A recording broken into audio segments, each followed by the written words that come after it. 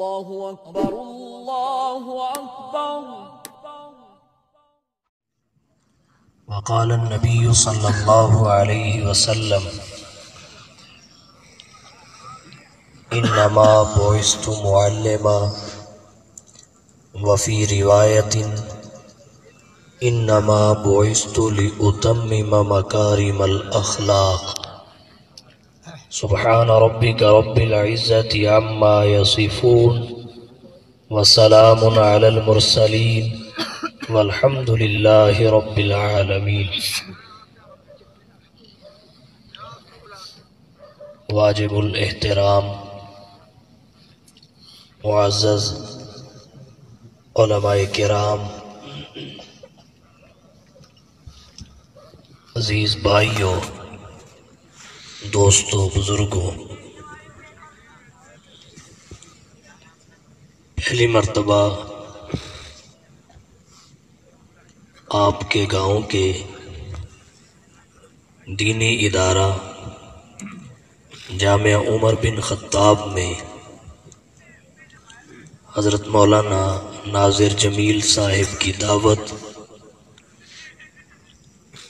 اور حضرت مولانا مفتی محمد زکریا صاحب، حضرت مولانا محمد عرفان صاحب حفظہم اللہ تعالی کے اصرار و محبت پر آپ سے مخاطب ہونے کا شرف حاصل کر رہا ہوں۔ مختصر وقت میں چند معروضات، عنوان، موقع، محل سامنے رکھتے ہوئے آپ کی توجہ کی نظر کروں گا۔ اس کائنات انسانی میں خالق لم یزل نے کم و بیش 18,000 مخلوقات کو پیدا فرمایا۔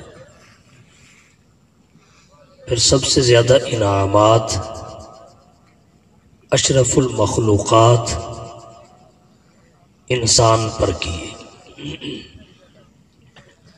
انعامات اور نعمتیں اس قدر جن کا احاطہ ممکن ہی نہیں، کسی کے بس میں نہیں، دسترس میں نہیں۔ اللہ تعالیٰ خود فرماتے ہیں وَإِن تَعُدُّوا نِعْمَتَ اللَّهِ لَا تُحْصُوهَا، اگر تم اللہ کی نعمتوں کو گننا چاہو تو احاطہ نہیں کر سکو گے۔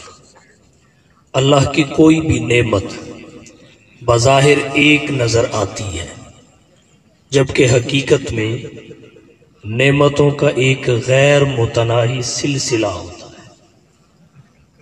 مثال کے طور پہ اگر کسی شخص کی خدا نخواستہ آنکھوں کی بینائی ختم ہو جائے، لوگ سمجھتے ہیں یہ ایک نعمت سے محروم ہو گیا۔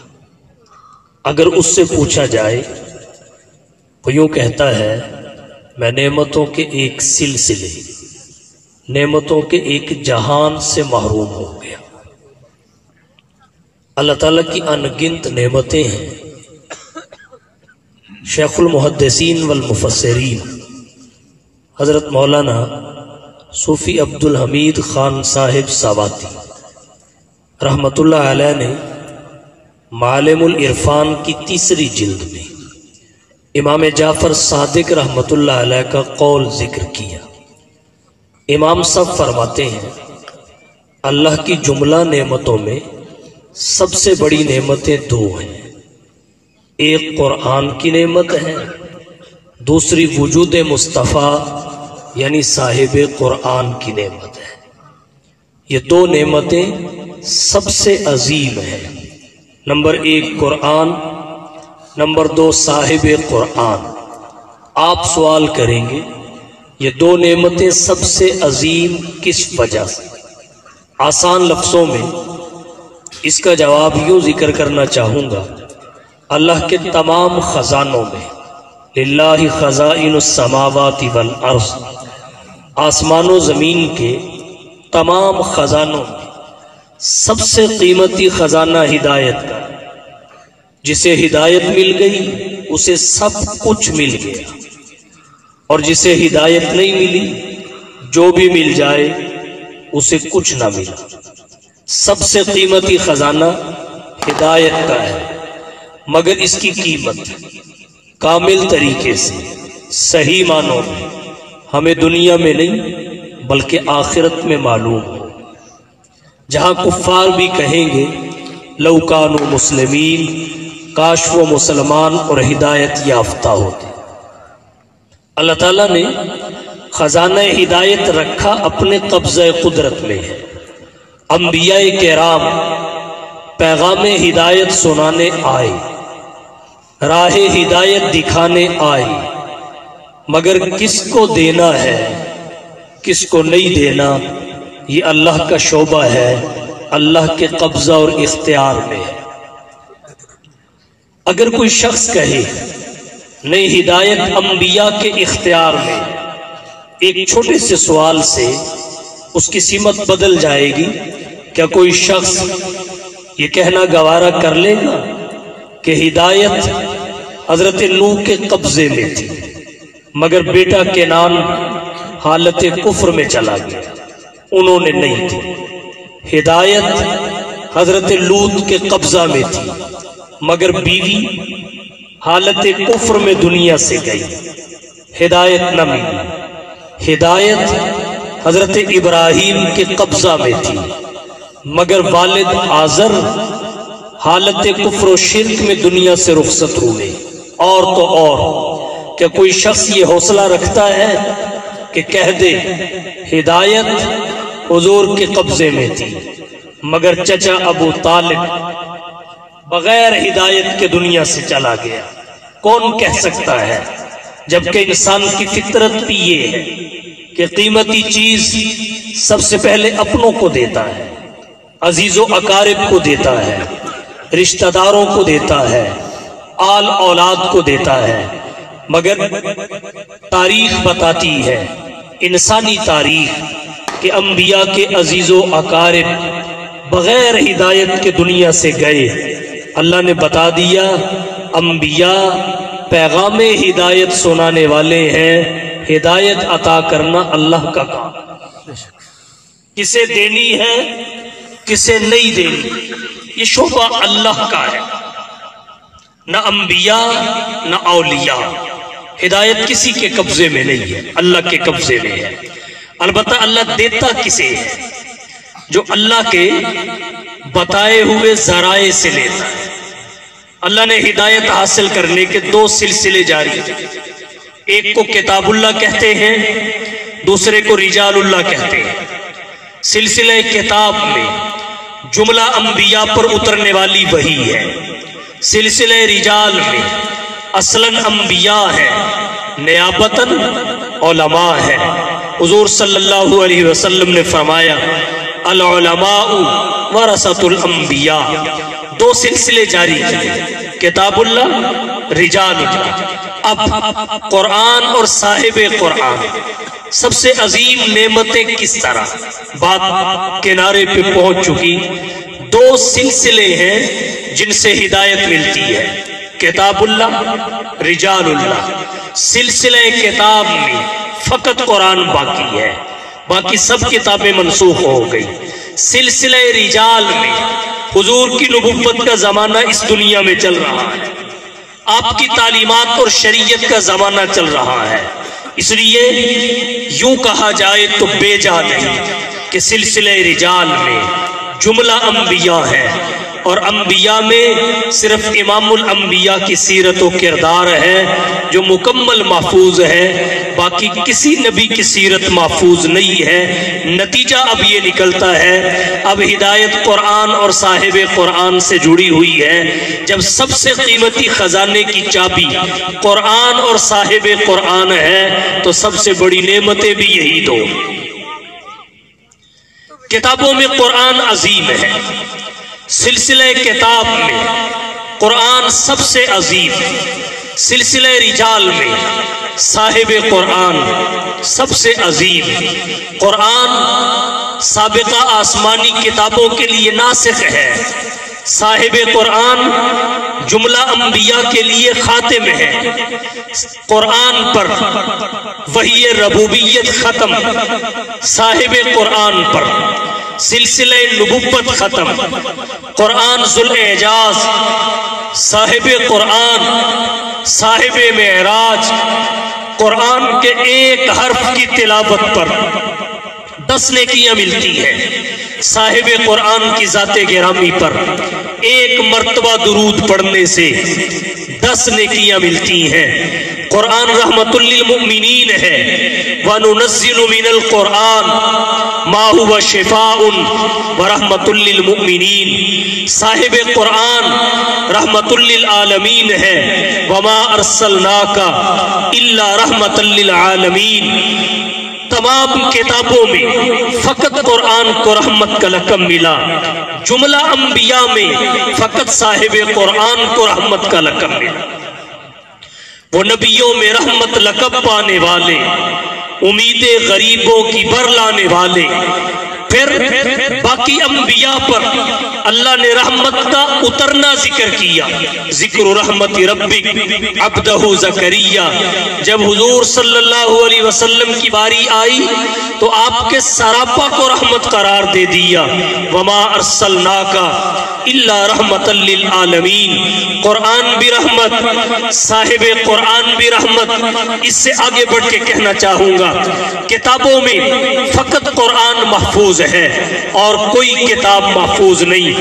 رجال اور انبیاء میں فقط سیرت صاحب قرآن محفوظ ہے اور کسی نبی کی سیرت محفوظ نہیں۔ باقی تمام آسمانی کتابیں غیر محفوظ ہیں کیونکہ ان کی حفاظت کی ذمہ داری فانی انسان کے سپرد ہوئی۔ بِمَسْتُحْفِظُوا مِن کتاب اللہ وَكَانُوا عَلَيْهِ شُهَدَاء، قرآن محفوظ ہے کیونکہ اس کی حفاظت کی ذمہ داری فاللہ خیر حافظہ وہو ارحم الراحمین نے لی۔ ساری آسمانی کتابوں میں قرآن محفوظ ہے اور کوئی کتاب محفوظ نہیں ہے، بلکہ میں یوں کہوں گا باقی کتابیں جن زبانوں میں اتری وہ زبانیں بھی محفوظ نہ رہی، غیر محفوظ ہو گئی۔ آج یہودیت اس زبان کے سننے کو ترس رہی ہے جس میں حضرت موسیٰ پہ تورات اتری، عیسائیت کے کان وہ زبان سننے کو ترس گئے جس زبان میں حضرت عیسیٰ پہ انجیل اتری۔ یہی وجہ ہے کہ پاکستان کا عیسائی اردو کی انجیل پڑھتا ہے، ہندوستان کا عیسائی ہندی کی انجیل پڑھتا ہے، انگلستان کا عیسائی انگلش کی انجیل پڑھتا ہے۔ مسلمان کسی بھی ملک کا ہو، کسی بھی زمانے کا ہو، کسی بھی دھرتی کا ہو، وہ اسی عربی زبان کا قرآن پڑھتا ہے جس عربی زبان میں اللہ نے نازل فرمایا۔ تمام کتابوں میں فقط قرآن محفوظ ہے، فقط قرآن۔ اور پھر اس کی حفاظت سے چند نتائج آپ کی توجہ کی نظر کرنا چاہوں گا۔ پہلا نتیجہ یہ کہ جب تمام آسمانی کتابوں میں ایک قرآن ہی محفوظ ہے تو اس کا لازمی نتیجہ یہ ہوگا کہ روئے زمین پہ کسی دوسری کتاب کا حافظ نہیں مل سکے گا۔ حافظ جہاں ملے گا فقط قرآن کا ملے گا، کسی اور کتاب کا حافظ نہیں مل سکتا، اگر ملے گا فقط قرآن کا ملے گا۔ اور ایسا ہو بھی کیوں نہ، جب متن ہی محفوظ نہیں تو حافظ کہاں سے آئیں؟ متن فقط قرآن کا محفوظ ہے۔ آپ لاہور کی انجیل دیکھو اور ہے، مرید کے کی دیکھو اور ہے، گجرانوالہ کی دیکھو اور ہے، جیلم کی دیکھو اور ہے، اسلام آباد کی دیکھو اور ہے، اور قرآن کہیں کا بھی ہو ایک ہی، قرآن کہیں کا بھی ہو ایک ہی ہے، کیونکہ اس کی حفاظت کو خطرہ کوئی نہیں، اس کی حفاظت کو خطرہ کوئی نہیں، محفوظ ہے اول تا آخر۔ اللہ تعالیٰ نے حفاظت کا ذمہ خود لیا ہے ذریعہ ان علماء کو۔ طلباء کو، حفاظ کو، مساجد کو، مدارس کو بنا دیا ہے۔ ذمہ داری خود اٹھائی، ذریعہ انہیں بنا دیا۔ اگر کسی کے ذہن میں یہ سوال آئے، اللہ نے لفظ کن سے اتنی بڑی بڑی چیزیں بنا دی، اپنی قدرت اور طاقت سے اتنی بڑی بڑی اشیاء کو وجود بخشا، پہاڑ کھڑے کیے، ندیاں بنائی، دریا اور سمندر بہائے، اس قدر بڑی بڑی چیزیں اللہ خود بنا رہے ہیں۔ قرآن کریم کی حفاظت کا ذمہ اٹھایا مگر ذریعہ انہیں بنایا۔ کیا ان کے بغیر اللہ قرآن کی حفاظت نہیں کر سکتے تھے؟ کیا ان کے بغیر اللہ قرآن کی حفاظت نہیں کر سکتے تھے؟ یہ ایسا ہی سوال ہے جیسے کوئی کہے زمین بنا دی خود، آسمان بنائے خود، پہاڑ ٹھہرائے خود، درخت اگائے خود، لیکن جب اپنا گھر بنانے کی باری آئی تو نبی سے اعلان کروایا من بنا للہ مسجدا بنا اللہ لہ بیتا فی الجنہ۔ بھائی کیوں؟ جو کائنات کو بنا سکتا ہے اس نے اپنا گھر خود کیوں نہیں بنایا؟ انسانوں کے سپرد کیوں کیا؟ میرا ذوق اور وجدان یہ کہتا ہے اگر وہ اپنا گھر بھی خود بنا دیتا تو ہمارے اوپر یہ عنایتیں کس طرح ہو؟ بنا سکتا ہے مگر اس نے ہمیں نوازنا تھا۔ یہ نوازنا ہی ہے نا کہ تم دنیا میں بناؤ میں آخرت میں بناؤں گا، تم زمین پہ بناؤ میں جنت میں بناؤں گا، تم پرندے کے گھونسلے جتنا بھی بنا دو گے میں جنت میں اتنا بڑا تمہارا محل بناؤں گا، دنیا میں کسی وزیر مشیر کا نہیں۔ ہمیں نوازنے کے لیے، وگرنہ اسے ضرورت نہیں ہے۔ بعینی ہی وہ ان ذرائع کے بغیر بھی قرآن کی حفاظت کر سکتا ہے، وہ علی کل شیء قدیر ہے، مگر یہ ذریعہ بنایا ہمیں نوازنے کے۔ یہ منصوبہ اللہ کا ہے، یہ اس کا ہم پہ رحم ہے، کرم ہے کہ اس منصوبے میں اس نے ہم سے کام طلباء سے، علماء سے، حفاظ سے، قراء سے تو عرض میں نے یہ کیا کتابوں میں فقط قرآن محفوظ ہے۔ اس کا لازمی نتیجہ یہ ہے کہ روئے زمین پہ حافظ صرف قرآن کا مل سکے گا، اگرچہ تورات آسمانوں سے اتری، انجیل آسمانوں سے اتری، زبور آسمانوں سے اتری، مگر زمین سے لے کر آسمان تک اس کا حافظ کوئی نہیں ملے کیونکہ محفوظ نہیں، فقط قرآن محفوظ ہے۔ دوسرا لازمی نتیجہ یہ عرض کرنا چاہوں گا، جب کتابوں میں فقط قرآن محفوظ ہے تو یاد رکھیے مذاہب میں فقط اسلام محفوظ ہے اور کوئی مذہب محفوظ نہیں، کیونکہ کوئی بھی آسمانی مذہب آسمانی کتاب سے ثابت ہوتا ہے، جب باقی آسمانی کتابیں محفوظ نہیں تو ان سے ثابت شدہ مذاہب بھی محفوظ نہیں۔ یہودیت تورات سے ثابت ہے، جب تورات غیر محفوظ تو یہودیت بھی غیر محفوظ۔ عیسائیت انجیل سے ثابت ہے، جب انجیل غیر محفوظ عیسائیت بھی غیر محفوظ۔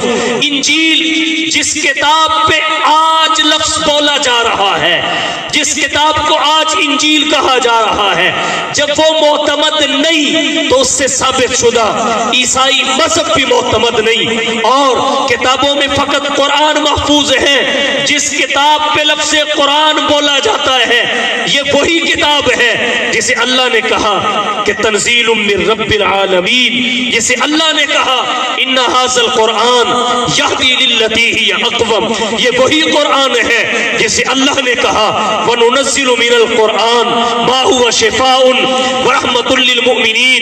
دنیا کا کوئی عیسائی بائبل پہ ہاتھ رکھ کے حلفاً یہ نہیں کہہ سکتا یہ وہی کتاب ہے جو حضرت عیسیٰ پہ اتری ہے، اور مسلمان کسی بھی جگہ قرآن کریم پہ ہاتھ رکھ کے حلفاً کہہ سکتا ہے یہ وہی کتاب ہے جو محمد مصطفیٰ کے قلب اطہر پہ اتری۔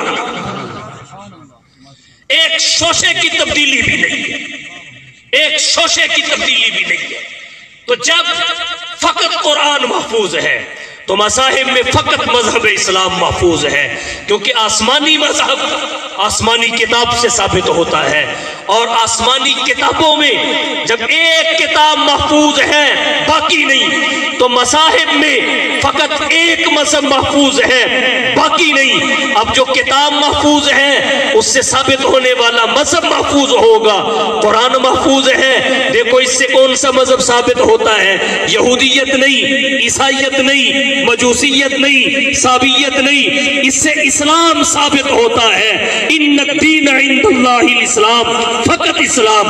ومن یبتغی غیر الاسلام دینا فلن یقبل منہ وہو فی الآخرۃ من الخاسرین۔ فقط اسلام ثابت ہوتا ہے تو دنیا میں محفوظ بھی فقط مذہب اسلام ہے، اور کوئی مذہب محفوظ نہیں۔ تیسرا نتیجہ بالترتیب یہ ہے، جب مذاہب میں ایک ہی مذہب محفوظ ہے تو پھر دعوت و تبلیغ کا حق بھی اسی ایک مذہب کو، دوسرے کسی مذہب کو نہیں۔ اور اس کی وجہ ہے، دوسرے مذہب کا نام لے کر غیر مذہب کی دعوت دیتے ہیں، اسے طاغوت کہا جاتا ہے۔ مذہب کا نام لے کر غیر مذہب کی دعوت دیتے ہیں، اور اسلام مذہب کا نام لے کر مذہب کی دعوت دیتا ہے۔ پھر جس مذہب کا نام لیتا ہے اسی مذہب کی دعوت دیتا ہے، باقی یہ چیزیں۔ تو اس لیے دعوت و تبلیغ انسانیت کی رہبری اور رہنمائی، انسانیت کی امامت، قیادت و سیادت، یہ فقط مذہب اسلام کا حق ہے، دنیا کے اور کسی مذہب کا حق نہیں، کسی مذہب کا حق نہیں۔ تو اس لیے اب یہ ہمارا حق ہے کہ ہم کہیں تمہارا یہ نعرہ ٹھیک نہیں ہے، میرا جسم میری مرضی۔ اسلام کا یہ حق ہے، اب یہ تمہارا نعرہ ٹھیک نہیں، ہمارا حق ہے، ذمہ داری ہے ہم بتائیں میرا جسم میری مرضی ٹھیک نہیں۔ اگر تیرا جسم تیری مرضی کے تابع ہوتا، تیرا رنگ کالا کیوں ہوتا؟ تیرا قد چھوٹا کیوں ہوتا؟ تیری ناک ٹیڑھی کیوں ہوتی؟ تو غریب کیوں ہوتی؟ تجھے یہ نعرہ لگانے کی ضرورت کیوں پیش آتی؟ تجھے اپنے حقوق کی جنگ لڑنے کے لیے نکلنا کیوں پڑتا؟ حقیقت یہ ہے، اگر تو اپنے خاوند کے حق ادا کرتی، وہ تیرے حق ادا کرتا، نہ تو مانگتی نہ وہ مانگتا۔ جب تم ادا کرنے والے بن جاؤ گے پھر مانگنے والے نہیں رہو گے، مانگنے والے نہیں رہو گے۔ میرا جسم میری مرضی، اگر ہم کہنے لگ گئے ہمارا جسم ہماری مرضی،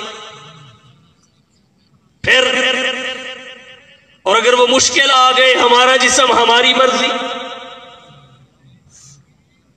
وہ مشکل فقہ کی کتابوں میں جن سے پیچھے ایک اور لفظ ہے، اگر وہ کہے ہمارا جسم ہماری مرضی، اچھا چلو چھوڑو، اللہ کا قانون تو اللہ کا قانون ہے، مجھے بتاؤ تمہاری کیا تخصیص ہے کہ تم ہی یہ نعرہ لگاؤ؟ اگر وہ لگانے لگ گئے تو تمہارا ملکی قانون اجازت دے گا؟ تمہارا ملکی قانون، چلو تمہیں صحیح، تمہارا جسم تمہاری مرضی، کپڑے اتار کے تم سڑکوں پہ آ گئی، تو ملک کا آئین اور دستور تمہیں اس کی اجازت دے گا؟ تو جب ہمارے ملک کا آئین اور دستور اس کی اجازت نہیں دیتا تو اللہ اور اس کے رسول کا آئین اور دستور اجازت کیسے دے سکتا؟ کیسے اجازت دے سکتا؟ اور پھر عرض کرتا ہوں، اہل مغرب نے نسوانی حقوق کا نعرہ لگا کر تمہیں حقوق نہیں دیے، حقوق تمہیں اسلام نے دیے ہیں۔ سب سے بڑا حق زندگی ہے، تمہیں زندہ رہنے کا حق کس نے دیا؟ کس نے دیا؟ باقی تو بعد کی باتیں ہیں، تمہیں وراثت سے محروم رکھا جائے۔ مفسر ابن جریر طبری نے لکھا ہے کہ بیٹے اپنی ماؤں کو میراث سمجھ کے تقسیم کر لیتے تھے، عورت کو وراثت سے حصہ نہیں دیتے تھے۔ کس نے دیا؟ زندگی کا حق کس نے دیا؟ اگر اسلام زندگی کا حق نہ دیتا تو نہ ہوتی نہ سڑک پہ آتی۔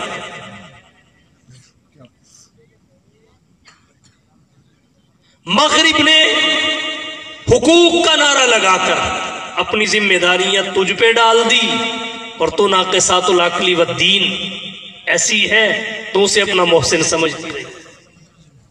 اسلام نے تجھے سہولت میں رکھا، مغرب نے تجھے مشکل میں ڈالا۔